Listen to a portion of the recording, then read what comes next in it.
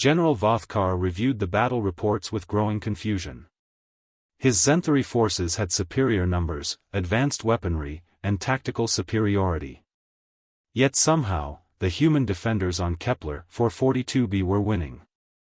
The Zenthari saw in infrared and ultraviolet spectrums simultaneously, making invisibility impossible. Their sensors detected heartbeats from 50 meters away. Stealth technology was useless against them. Every species they'd conquered had learned this harsh truth. Humans, apparently, hadn't received the memo. The first patrol disappeared in broad daylight. 12 Zenthari warriors, fully armed, vanished in an open field. Vothkar deployed drones. The footage showed his soldiers walking through tall grass, then, nothing. No weapons fire. No screams. Just silence. 3 hours later, a human negotiator arrived at the Zenthari camp wearing primitive cloth garments covered in grass and leaves. Vothkar's security couldn't understand how he'd crossed 2 kilometers of open terrain undetected. "We call it ghillie suit," the human named Captain Rodriguez explained. "Been using them for about 500 years. Vothkar dismissed it as luck. He sent a full company with aerial support. Surely humans couldn't hide from thermal imaging and motion sensors simultaneously. They could. The company entered a forest. Sensors showed nothing unusual, just trees, rocks, and normal temperature variations. Then the trees moved. Rocks stood up. The ground itself seemed to attack. 30 Zenthari soldiers were captured before they realized humans had been surrounding them the entire time. "Face paint and natural materials," Rodriguez explained later, showing images. "We break up our silhouette, match the environment's temperature with thermal blankets, and stay motionless.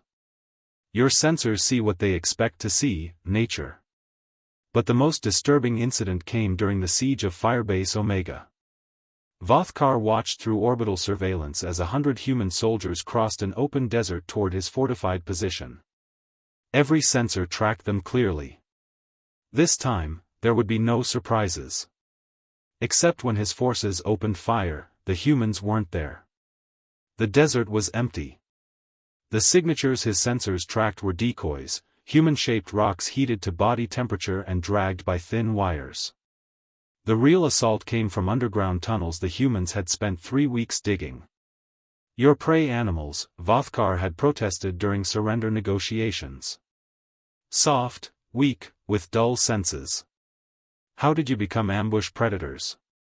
Rodriguez smiled. "General, humans aren't apex predators because we're the strongest or fastest. We're apex predators because we're the most creative.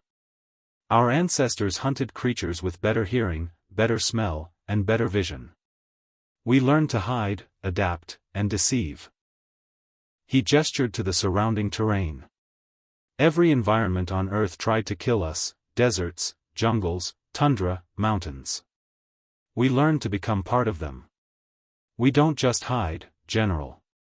We transform. A human in the right camouflage isn't pretending to be a tree or a rock, they become indistinguishable from one." Vothkar looked at the tactical display showing estimated human positions. Dozens of signatures, but after weeks of humiliation, he knew better. Half were probably decoys. The other half were wherever he least expected them. "Where are your soldiers actually positioned?" he asked. Rodriguez's smile widened. "They've been in this room for the last 10 minutes, General." 2 potted plants near the wall stood up, removing leafy coverings. Vothkar's secondary hearts nearly stopped. The Zenthari withdrew from Kepler 442b the next day.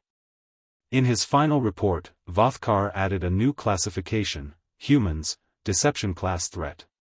Do not engage on terrain of their choosing.